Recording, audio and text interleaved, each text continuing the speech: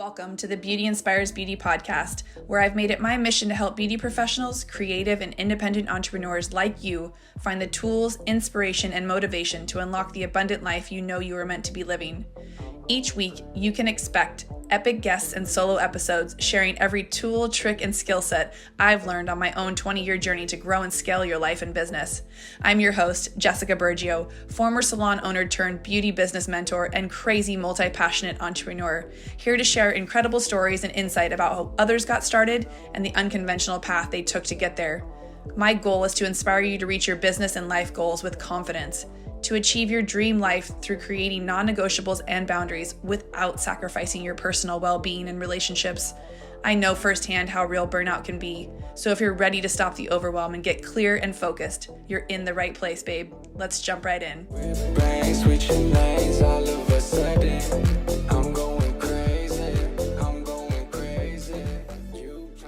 Hey guys, and welcome back to the Beauty Inspires Beauty podcast. I'm your host, Jessica Burgio. I'm super excited today because I've been in conversation with Molly over the last couple of weeks about us getting together to record this podcast, and we finally got it together today. And I'm excited to bring her to you because she is a communication and business coach, which helps teach you your story and how to share your story effectively in order to acquire more clients, whether that's through you selling it with your offers, or if you're one of us independent stylists looking to get more clients in your chair. So I'm excited to have you today, Molly. Welcome. Thank you so much for having me. I'm excited to be here. Yes. Okay. So this is funny because I literally was just talking with her around sales and how people in our industry feel like we don't want to be salesy. And it's been one of those underlying conversations over the past 20 years of my career that whether it comes to selling products that your clients need to take home with you, or whether it's selling yourself to get the type of clientele that you want in your chair, sales is a word that literally, I would say 99% of people in my industry are like, but I don't like to be salesy. So can you kind of break down like A, what it is that you do, and then B, like why it's not really sales, and explain to them what we know deep down, what it really is? Sure. So what I do is I help women learn to communicate their story, their message, and their offers to their client audience, to their target audience. And so that can look like a lot of different things. Like you just said, nobody really wants to be salesy, but the reality is that every human alive is selling something every day, whether it's just your ideas, you're trying to persuade someone to do something you want them to do, you're trying to get your kids to eat the dinner that you already made for them and you don't want to make another dinner, right? Like we're all trying to sell ideas. I only have dogs, but I'm trying to get that one to be quiet because I left distractions for him. And yet he's still barking. So, when it comes to you in your chair, you have products to sell, yes, but you also are selling yourself. You need to get your clients to want to come sit in your chair. And even sometimes when they're there, you need to sell them on an idea. You need to sell them on getting the hairstyle that you think would look better on them than the one that they brought to you as the idea. You need to sell them on like convincing them that we can't bleach your hair that much in this one session. We can't go that light today. Like you've got to sell them a lot of things, and it's not just money exchanged for products.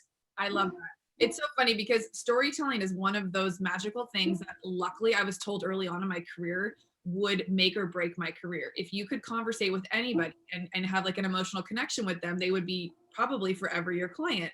And I was in my early 20s when I started, and that was one of the things. I wasn't doing a lot of stuff like adults were. And I remember, my boss telling me, get out in the world, learn new things, bring conversation to your chair so people feel attached to you. So even if they don't have the best hair when they leave, they'll still want to come back and see you. And so that allowed for me to like grow behind the chair, but also grow like into developing myself and being able to tell better stories, which in our industry, people love to share stories and they love to hear stories. So that's what I was about to say. Like you hear that your hairdressers know everyone in town. They know everything that's happening. I tell my guy everything about my life. He doesn't need to hear anything, but he's stuck there and I'm going to vent to him, for the 2 hours that I'm in his chair. So I think on one side of it, the client's almost making it easy for you because they're not going to stop talking most of the time. But if you can guide that conversation in the direction you want it to go, or at least, present yourself the way you want to present yourself in that conversation, you should be good to go. I love that. So tell us how you got into this industry, because what I'd love to share with this podcast is how we see what you're doing now. I'd love to see like the kind of quote after of people who are successful in their business, whether it's my industry, industries like yours, independent entrepreneurs of any sort. But I always want to hear the backstory of like where you started and what kind of took you down the path to changing things up, pivoting and getting into what you are now and what that kind of looks like. So can you kind of take us back a little bit and walk us through how you got here? Sure. So, in the ninth grade, I really hated school. And I had this English teacher who was like, oh, I think you'll do well in the journalism class because I'm just very factual, very black and white. Like it's all just very straightforward in my brain. And so I applied for that and I got accepted into that program and things just took off from there. So I started working for a bunch of newspapers. I was writing for national publications as a high schooler. And then I shifted from news writing to feature writing, which is just interviewing people and telling their story to the world. And that's what I love. And then after college, I took a job handling all the communications for 100,000 internal and external constituents at a private school in New England.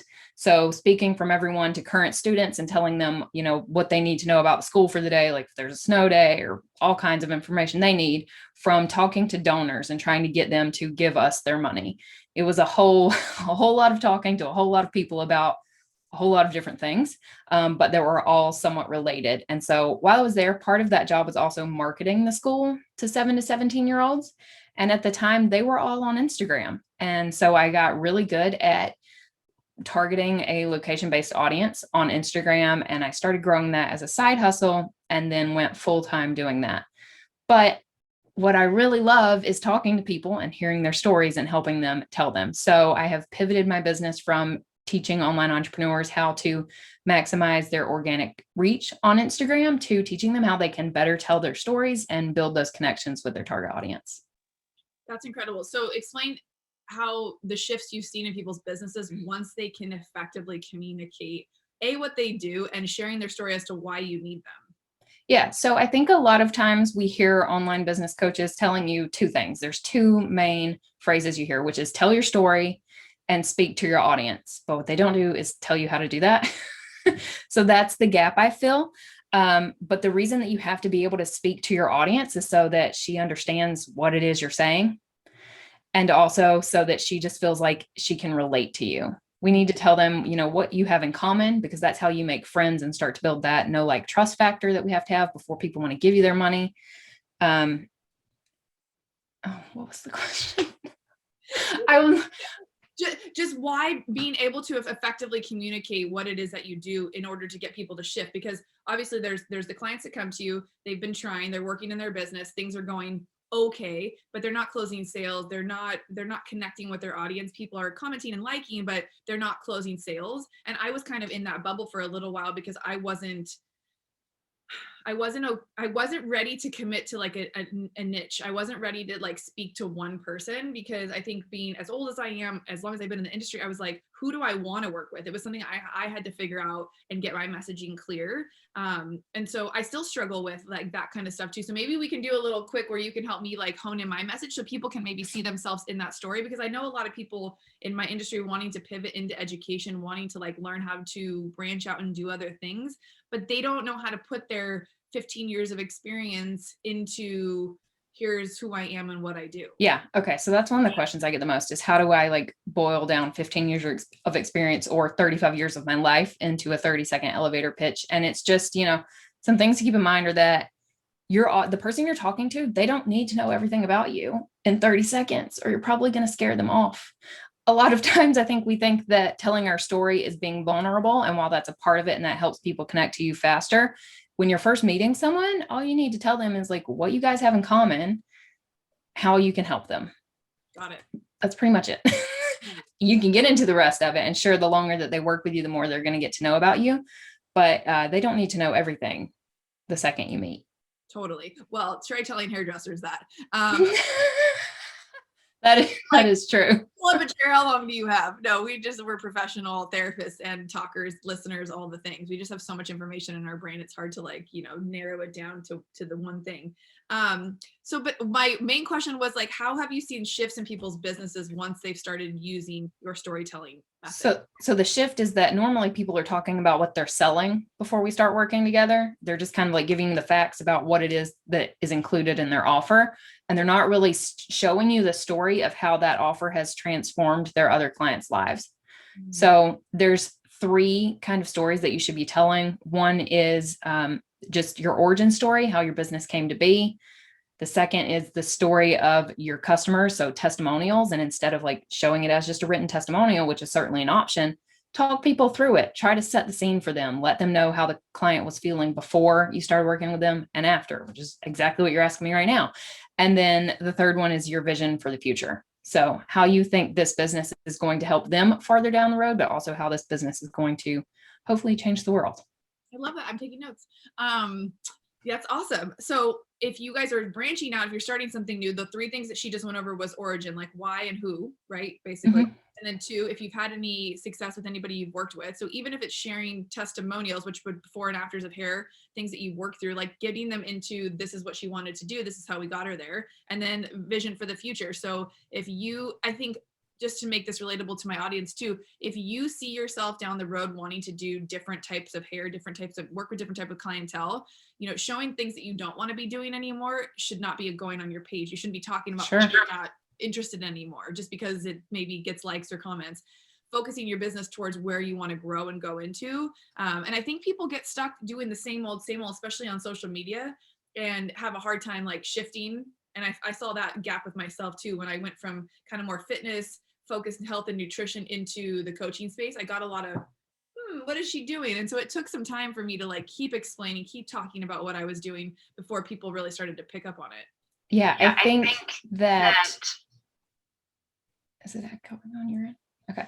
I think that anytime you have a shift, you're going to have a little bit of a gap there. I mean, I did too. But if you can keep your business around being a whole person and relating to people first and foremost, they'll transition with you eventually. Totally. And if they don't, then they weren't your people to start with. I agree 100%. And I think that's really tough for people who are like recovering perfectionists or people pleasers or any of that. You're like, wait, no, okay, yeah, I can help you too. Don't worry. But what I learned was once I niched down into who I was speaking to, other people still came and were like, hey, I know you do this thing, but can you help me do this? So it was in that I was like, okay, I'm fine to like really pick one specific thing, which was helping stylists make six figures, basically part-time, while also building some sort of residual business on the other end. I still have salon owners coming to me looking for help to guide their businesses. And then a multitude of other things have come out of it as well. But I think just being able to show up and explain, who you are and what you're capable of doing is like a game changer, because until I got the confidence to start speaking about like the things I was good at, the things I could help people with, nobody knows. So if you're not sharing that on social media, like you're doing yourself a disservice. Yeah, I think a lot of the times in my side of the industry, we hear like, oh, well, I didn't sell anything today. Well, who did you talk to about it? If you didn't tell them you had something for sale, then you couldn't sell it. And it's the same with telling your story. Well, who did you meet today? Well, nobody, because you didn't get out and talk to them. It's like, no one bought anything from the store. You're like, well, did you ever open the front door? Like the door's right. Yeah. Yeah. Well, and that's one of the things with like entrepreneurship that I've found too, and you probably have, like, it seems so glamorous, and it wasn't so like idolized 20 years ago. It was like people that were entrepreneurs, like when I was young, even younger, I'm 40 now. Like you looked at entrepreneurs as people that just had crazy ideas. They probably had a ton of money, so they could just go start and do whatever they wanted. And now it's like a totally different ballgame. And that was one of the things that Chris Harder, one of my mentors, always talks about, was there's so many accidental entrepreneurs now who weren't set up to win and who have to kind of go backwards and learn what it really means to like structure a business, speak about yourself, learn sales, be confident to kind of run all those roles before you launch your business. But when he called us accidental entrepreneurs, I was like, wow, that really feels like every hairdresser, because a lot of us didn't get into the industry thinking we were going to like own our own business. I could see how that's true. Yeah. You probably just liked doing hair and cutting your own hair in high school, and it was fun and you could talk to people. So why not? Totally. I could see that. And you probably think you're going to go into a salon, but then you get there and you realize it makes way more sense to go out on your own financially. Especially if you've discovered you have that kind of entrepreneurial, like where you're like, well, I would really like to do it this way. And I feel like I could be a leader and be in charge. Like that's a whole different ballgame. Some people are happy to just come to work and leave and not have any real responsibility. But so what is some of like the best advice you've ever been given? That's a tough question. That's a tough question. I just overall, I think it's yours if you want it. It's yours. If you're willing to put in the work and go get it, and that's not even something that was ever said to me. It's something that I heard my dad telling to athletes that he was coaching. It's like, it's yours if you want it. It's yours if you want it. I think that applies to everyone. I'm thinking about getting a tattoo. It's yours if you want it. If you're willing to put in the effort and learn the things and go for it, then you can achieve it. And even if you're not an accidental entrepreneur, like you just called them and Chris Harder calls them, I think we still, there's a lot to learn in the space. You might want to get started like I was. I always wanted to be self-employed. That's all I've ever wanted, is to be my own boss. But even so, I didn't realize, what all goes into it and just how much you have to share yourself with the world to make things grow. That is so true. And I still sit in, fuck this, I don't want to do all this, I love doing this. It's so much fun. Like I've been on a week, I'm coming off a week and a half of, it may even be more than that, of not showing up really on social media. And I just was like, I was going so hard for so long. And I'm like, man, I think if this is going to be part of it, I don't know if I can hang, but again, it's part of the business and you have ebbs and flows. And that's one of the things I also learned, was to give myself some grace. And if I need to take a second, like take a second. A week's not going to kill anybody. No one probably even miss me. So, but I also don't expect to have any sales or any communication or anything else going on in that week. So it's almost like they all go together. Right. Yours, if you want it, takes me back to working in a big salon where I was surrounded by 20 other super talented hairstylists. And I would often wonder, like, why am I so much busier than them? A lot of them, there was a handful of girls who were cranking out the same as I was, but then there was, more than half of them who weren't. And it was like, how bad do you want it? When you're slow, do you go out and hustle for clients? Do you put yourself out there? Like, what are you doing to elevate your business? What is some of the worst advice would you say you've ever been told? Oh, it'll all just work out. Like what? No, it doesn't. You have to work to make it work out. Manifesting, I get it, but manifesting stops at coming up with the idea, at least in my brain. Like you actually have to go do it. Totally. You're like me. We're super like I will sit there and think all the positive thoughts. Like I believe 100% in like visualization, and especially growing up as an athlete, like for sure visualization was a thing. But the visualization came as my ass was on the step mill getting ready for my competition. Like I was right. Work and I was visualizing. Right. You can't just lay in bed and visualize it all day and suddenly you wake up wherever you're at. Like that's not how it goes. I wish it was, but it's not. Okay, so I also love to like know where you're going with your business. So what is your plan? Just like speak freely, because I want people to hear like unapologetic versions of like where you want to take your business. Because when we speak that into existence, it gives other people permission to like go for it too. This is the story I haven't told yet. All right. I heard on a podcast a few weeks ago, David Meltzer, I think, saying that all he ever wanted in life was to be rich. And nothing has ever struck, nothing has ever just spoken to me more than that did. I agree. And it's not because I want all the money. It's because like, I like giving back and I like spending money. Someone at the pool the other day was like, oh, you need to do these kind of investments. And I'm like, I've got my investments, calm down, but I want to spend my money. I've only got one life. Might as well live it up and enjoy it and make it the best life it can be. If you have the option to, why not? So where am I going with my business is to help as many women realize that they can have whatever their biggest goal is too, and that we can all get there together and there's room for all of us. So my goal is just to help as many women as I can tell their stories so that they can get to the goal that they're trying to get to with their story too. I love that. That's so powerful. And it's so true. It's like, I'm a huge proponent for bringing your hand back and bringing people along with you. And I think that's why I love doing the coaching so much, is just being able to encourage other people, teach them, just even if I'm a few steps ahead of them, like, hey, listen, this is what's working for me. Like I invested in this, let me teach you the ways, because when we help more people, we just elevate everything. And that was my goal with A, the podcast, and B, with getting into coaching hairdressers too, was just wanted to elevate the industry that I got into that looked at the time 20 years ago wasn't what it is now. I'm proud to say I'm a hairdresser and a salon owner and all those things now. When I first started, it was kind of like, you uniquely said, oh, I'm just a hairdresser, which at the time is such bullshit in the story that I was told from somebody else, that that's not a real career. So being able to own that and stand in that power and see so many super successful people in my industry just killing it right now pushes me to like be even better.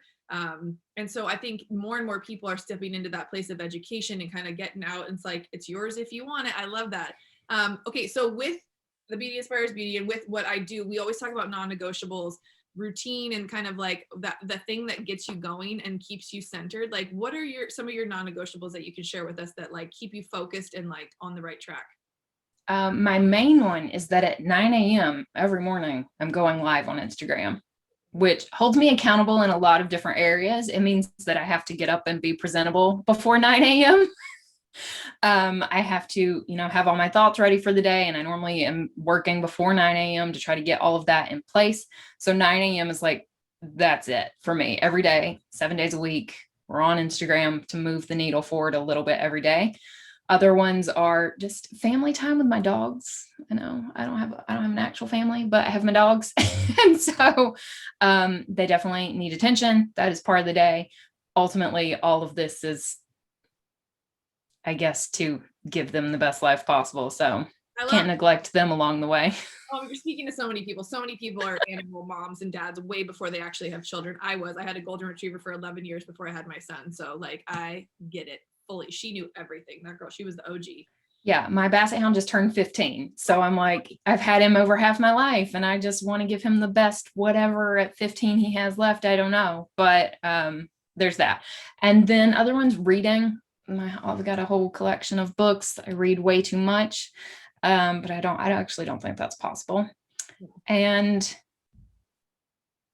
just overall trying to keep a positive attitude. No, there's no more room for negativity. No more room for self-doubt. So how do you focus on keeping things positive? Because I know, I listen to a lot of like Joe Dispenza and just like retraining your thoughts and making decisions around like, I'm not going to think those fucking thoughts anymore, even though they're conditioned, whatever. How do you stay in that positive frame of mind? Is it the company you keep? Is it things that you ingest, like only positive propaganda? Or what is it that helps you stay focused in that? I would say a lot of it is being very conscious of who I'm around and cutting out anyone that you need to. I will unfriend a person, uncousin a person, unfamily a person. It doesn't really matter to me. And it's not to say that I'm never going to speak to them again, but they don't get priority at the top of like my day. And that's okay. Because I think like a lot of women, to go back to what I was saying before, we can hear men say whatever they want to do and nobody questions it.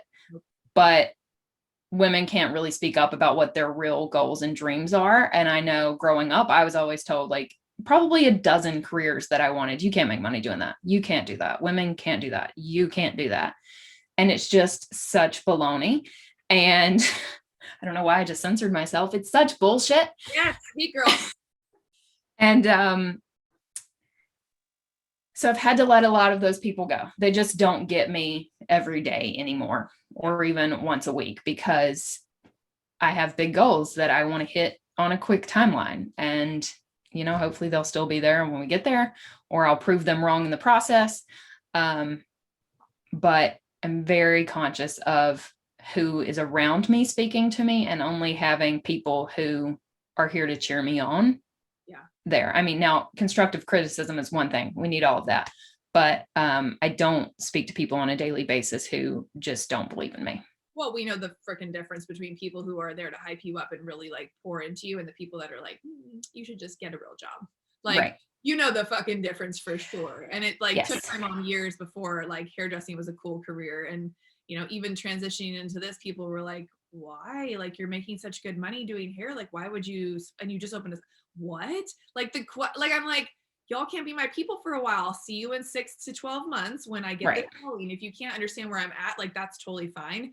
But that's one of the things I think also as women, like, we want people to be more accepting and nurturing and like kind of there for you, even through the shifts and pivots. And it's one of the better times that, rolling in my masculine has helped me, because it's allowed me to kind of sit back and be like, you know what, I'm good right now. I don't necessarily need all that. I can figure it out, not on my own, but I can go get the help where it's needed. And that's why investing in coaches and mentorships and getting into masterminds has has put me in rooms with people who are willing to have those conversations. They don't see me as competition. They don't see me as anything but another person to shoot really good ideas with and support them. So have you been a part of anything like that in the past that's helped you kind of grow? Yeah. Funny enough, I went through a very nasty divorce a few years ago, and my entire circle now is completely different than it was before that. The only person who has remained in my circle this entire time is my best friend Raven. And I met her in a Facebook group for entrepreneurs like 9 months before my divorce started. Wow. And so I met her. I've talked to her every single day for like 4.5 years.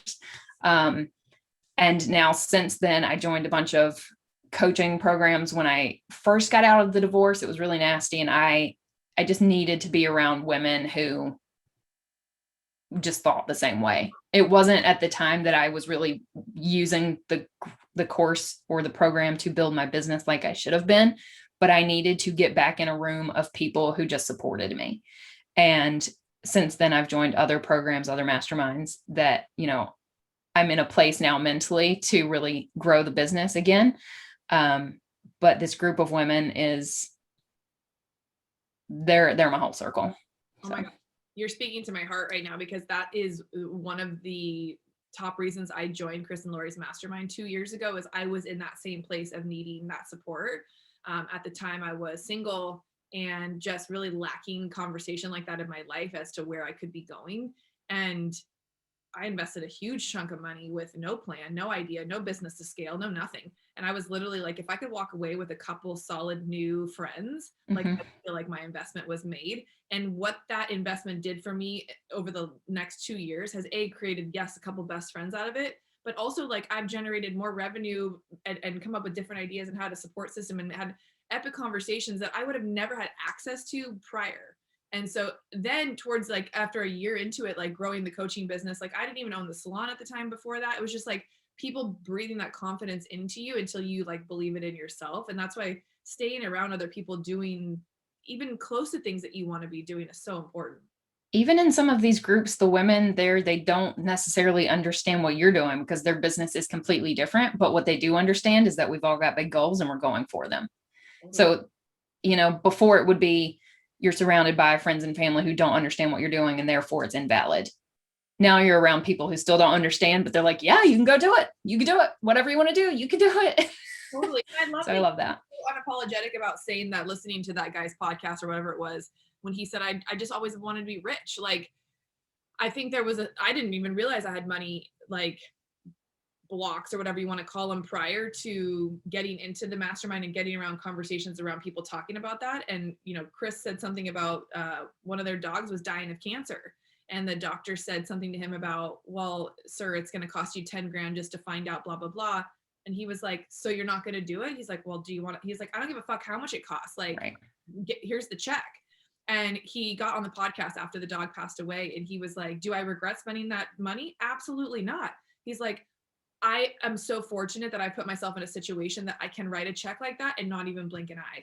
And I was like, you talk about animals, it speaks to my heart. Right. Like, and what if that happened to your brother's dog and he didn't have the money? How great would it be to send the check over there? So when I get into my coaching programs with a lot of people, they're like, it's called the 6-figure stylist course. And they're like, well, it's not about being rich. I don't need a lot. And then we write down goals and it's like the house, the car, the trips, the this.